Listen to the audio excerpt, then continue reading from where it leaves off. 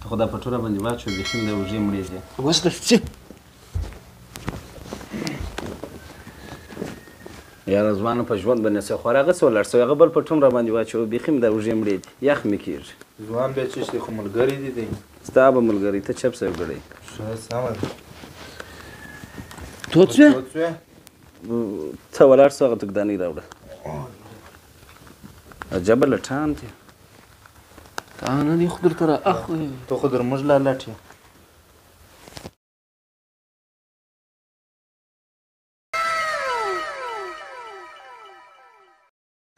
ستا د محفل نه بېنوا راغلمه ستا د محفل نه بېنوا راغلمه څه په افسوس او په ژړا راغلمه ستا د محفل نه بېنوا راغلمه ستا د محفل نه بېنوا راغلمه اغا جانه څه نارې دې جوړې کړي دي اغا جانه چیرې یې راسه زویه د لیبه دا ګلانو کې یم اغا جان دی خو بیا بانډار جوړ کړی دی ورک یې که تی څه کوې خو که ورسره کښېنې ورسره کښېنه که نه په ته خپل کار کوه دی خپل بانډار ته پرېږده خپلوان یو بانډار دی کوي نو هغه نشه یې بیا راوستلی دی بیا به هغه کیسې ورته وکړي هم 50 وار ورته وایي چې دا سړي سره مه ګرځئ مه ګرځئ مه ګرځئ ما هم زه ژر په دغه ته رالم چې درته ووایم درځه چې ورسو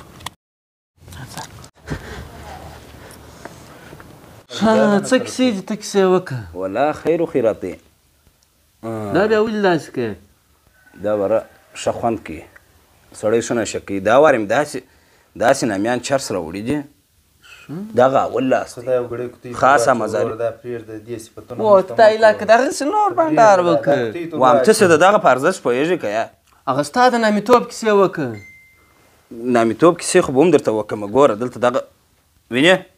دا دې ګرده ډک کړي دي دا مې ګرده ډک کړي دي په دا سر کې مې تمباکو راچولی دي داسې کړي مې نه دی څه وخت یې ډک کړه دا مې دا اوس ډک کړله ګوره دا چې وسکه وام داسې په هوا به ګرځي پر ډبر به پروت یې ته چې وایه زه پر کوچ پروت یم او بله واوره وام بیخي پر کونده به ناست یې فکر کوي چې دلته ماته یو 10 دانې بخارۍ چالانې دي وام داسې به چې ګرموي دا اوس د ده څنګه یخ کېدی یوه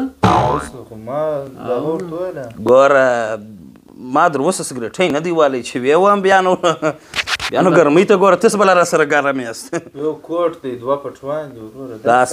لاس مه پوه دا در باندې اچولي دي یو څه ورته ووایه نو دغسې ولې ناست یې یو څه ورته ووایه خو دا خلک وایي داسې تاوانیان دي داسې سړی بره په سد کې نه یو دا چا ویلي دي بدن ته شاید ته تاوان کوي ګرده وایي ټوله خلک دغه وایي اول هغه جان له نه ویله بله شپه هغه جان له ویله د نشو د تماشو هغه جان خبرې پرېږده یاره هغه چې خطاباسې هغه جان خبرې پرېږده یا وروره تېره پرېږده هغه جانه بله ورځ وروره زه یو چکله وولم ول د ده سره کښېنلم ګوره هغه جان دې دښمن دی زه دې دوست یم یار دی وام ښه ژوند ولرې ښه دی که یاره ته ولې دا چمونه کوې خبر بیا دا هغه جان موږ څنګه هر وخت وایي ده در اوسه ویلي یو ده در اوسه پر موږ لاس پورته کړی دی نو دی خو وروره موږ غلطو کارو ته ورسي هغه جان خو د غلطو کارو څخه راګرځي نو ولې په مینه نه راګرځي سخته شرط ته ګاډ دی دا یوه خبره د ده دا خوښه په مینه نو ته پوهېږې په وامه چې په دا توکتاني دي پر دا سر وامه ولې مې ووایه وروره کښېږده توپاني کښېږده غلط دا اوس غلط کار دی یار ګوره ما چې هر څوک ته پاخته کړی دی وام هر یو زما دعاګویه دی هغه بیا راولاړ شي بل څوک پاخته کړي د دا په ارزښت یو څوک پوهېږي لکه دی څنګه دا خو چندانې کار نه ګوره دا دلته ور واچوه نورې کیسې راته وکړه نور د دې بانډار به پرېږدو ګوره زه خاصه دغه بانډار د سګوانۍ و هغه د نامیتوب کیسې چې درته وکړې دوی په دغه راوستلی دی ورځ مې ویلی ورځ مې داسې سګواني شروع البلا ځان داسې کمزوري راته معلوم شو الباره ولاړم پر خپل سپی مې نه درلودی وایي الباره ولاړم پر امبار یو غټ سپی خرنده نه ګرځي الباره مې راواخیستې رامېستې ومې وایي بلا مې په 100 افغانۍ په 1.5 سل زنځیر ور واچوي بلا مې سپی راسره بوتلي په رخشۍ کې مې بوتلي هلته سګواني شروع د لمر راته دا خلک داسې بیرېدله چې دا څونه غټ سپی دی وایي ما خو نو د امبار سپی راوستلی و هغلته ایله ګرځي د به ځغاسته نیولی و دلته ګوره وده کیسه لا پاته ده چې ول چې هلته مې واروستی ول خلکو ول راوله هغه ځینو خو ځینې بیرېدل ولته یو غټ سپی ولاړ ول هغه ول راول د دې سره جنګول ما چې واروستی ول چې ما وروسته هغه دی پر شا زوری وي ول داسې غټ خر سپی و نه زموږ په اصطلاح خر سپی لاسونه لږ کوچني کړه ول داسې مې د املا ونیوی ول باره مې داسې پر هغه سپي ور وغورځوئ ول زه چې راخطا سوم ول زه راخطا سوی یم زما سپی راپسې دی په هغه پسې د هغه سپی پسې دی په هغه پسې د هغه مالک راپسې دی ول ګرده داسې سرخطا سوي ده د انبار سپی ور وغورځولی داسې کیسې کوي دا زما د سلو کارنامو څخه یوه کارنامه وه نن یې لا پاته دي خو زه د دغه مډاله کیسې دغه دې کومه کارنامه ده دغه دلته کښېږدم ته بیا شه ته د دا سره اوس څه دښمني لرې درې واره کې دا مشر دی دا کوي ستا په څه اغا جان په ما مه ډبوه اغا جان په ما مه ډبوه د اغا جان څوک دی یاره دا کړی اغا جان رامخته زورور دی دا ټینګ دی یا لږ احتیاط کوه وروره اغا جان څوک دی اغا جان زموږ پلار دی دا پوه که وروره دی پر زورور دی و آفرین زه پر زورور یم دی پر زورور دی ټینګ دی نو چې دی پر زورور دی دی بر اغا جان وي ولې زه مړ یم تا خو مړ کوي د هغه در مخه اغا جان هم رالی هو د هغه جان هم رالی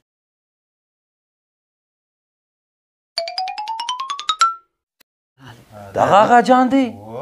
ما چون سپین ږیری دا خو بیخي ځوان دی راځه د نامیزو ښه وخت باندې راغلی یو دود به راسره ووایه وام د هغسې انډوال مې و ما د هغه په نیت ویله هغه د شرویانو په شپو کې ټانک پر تیر سو شهید سو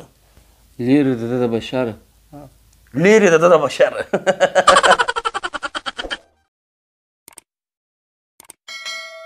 ښه د هغه جان ولې ووتی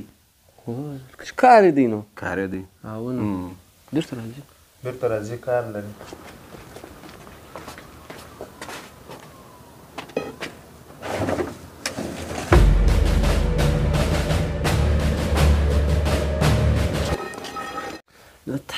نو دا سګرټ یې اوس وی که واچوم او د هغه جان دا ستا او هغې سره وڅښه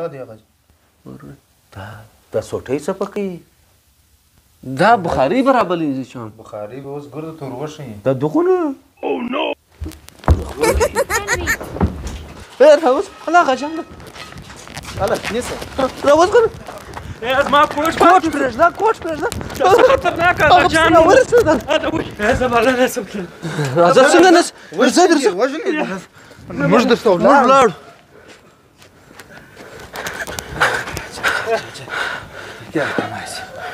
یا راځې که نه راځې ګوره دی زه نه راکړه به دوی راوستله